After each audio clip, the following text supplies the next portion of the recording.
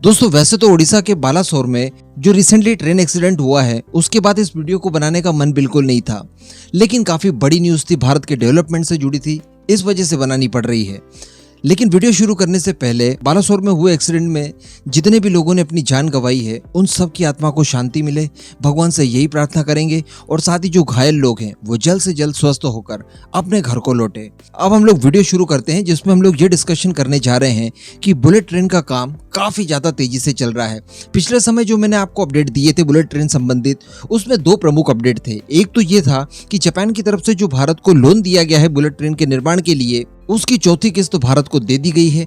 इसके अतिरिक्त दूसरा डेवलपमेंट निकलकर यह आया था कि भारत के कुछ इंजीनियर्स जापान इस समय गए हुए हैं जहां पर उनकी ट्रेनिंग चल रही है और इस ट्रेनिंग के दौरान जापानीज ट्रेनर ये सिखाएंगे भारतीय इंजीनियर्स को कि बुलेट ट्रेन के लिए किस तरह से ट्रैक बिछाने का काम किया जाता है, किन किन सावधानियों का ध्यान रखा जाना है और बाकी सारी टेक्निकल चीजें इस ट्रेनिंग के दौरान उन्हें समझा दी जाएगी, जिसके आधार पर फिर भारत में इसका कार्य किया जाएगा।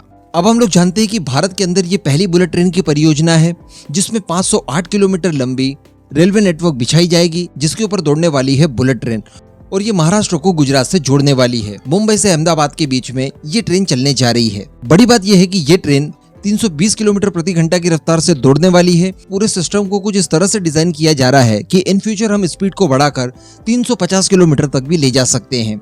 अब बताया जा रहा है कि इस काम को काफी ज्यादा तेजी से किया जा रहा है और जो पिछले कई सालों में हम लोगों ने काम किया है उतना काम पिछले 7 महीनों में किया गया है। यानी पिछले 7 महीनों में इस परियोजना से संबंधित जो काम किए जा रहे हैं उनमें काफी ज्यादा तेजी आई है और ये काम देखने के लिए मिला है हमें वायाडक्ट को लेकर। वायाडक्ट दरअसल आप ब्रिज को कह सकते हैं, जहां पर समतल जमीन नहीं होती, या तो गहराई होती है या फिर पहाड़ वगैरह होते हैं, पानी होता है, तो वहां पर इस तरह के वायाडक्ट बनाए जाते हैं। तो बताया जा रहा है कि पिछले 7 महीनों में भारत की तरफ से रिकॉर्ड 50 किलोमीटर के वायाडक्ट बनाकर तैयार कर लिए गए हैं, जो कि अब तक का रिकॉर्ड है। और टोटल अभी तक 61 किलोमीटर तक के वायाडक्ट को बनाकर तैयार कर लिए गए हैं। यानी टोटल अभी तक 61 किलोमीटर तक के वायाडक्ट बन चुके हैं, जिसमें से 50 किलोमीटर के वायाडक्ट पिछले 7 महीनों में ही तैयार किए गए हैं, जो कि एक रिकॉर्ड है अपने आप में। इसके अलावा बताया जा रहा है कि इससे संबंधित रेलवे स्टेशन का भी काम काफी ज्यादा तेजी से चलाया जा रहा है और इनमें भी भरपूर डेवलपमेंट देखने के लिए मिला है। National high speed railway corporation limited की तरफ से बड़ोदरा के पास कुल 12.6 किलोमीटर तक का वायाडक्ट बनाया गया है और अन्य स्थानों पर 48.7 किलोमीटर का वायाडक्ट बनाया जा चुका है। इसके अलावा NHSRCL की तरफ से ये भी बताया जा रहा है कि सूरत रेलवे टर्मिनल का निर्माण पूरी तरह से कंप्लीट हो चुका है। अब ये जो टर्मिनल पैकेज है ये कुल 4 बनाए जाने हैं, जिसमें सूरत है, भरूच है, बिलीमोरा है और साथ में वापी का स्टेशन है। तो 3 टर्मिनल जो बाकी हैं उनका काम भी बताया जा रहा है कि समय अनुसार कर लिया जाएगा।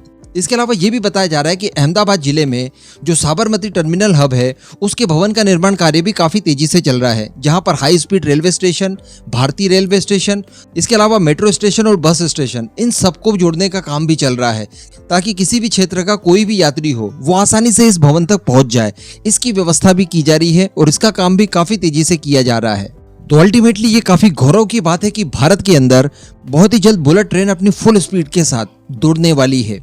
हालांकि फिर भी मन में कसक यही है कि रिसेंटली इस तरह की जो दुर्घटना हुई है ये आगे न हो और इसके सुधार के लिए जितने भी प्रयास किए जा सकते हैं इंडियन रेलवे द्वारा वो किए जाने चाहिए। हाईटेक टेक्नोलॉजीज का इस्तेमाल किया जाना चाहिए, जो हमारे द्वारा स्वदेशी कवच तैयार किया गया है जिससे कि इस तरह के हादसे टाले जा सकते हैं, उनके इंटीग्रेशन का काम सभी रेलवे लाइनों पर काफी तेजी से करना चाहिए। बाकी दोस्तों इस पूरे मुद्दे पर आपका जो भी मानना हो नीचे कॉमेंट करके जरूर बताइएगा।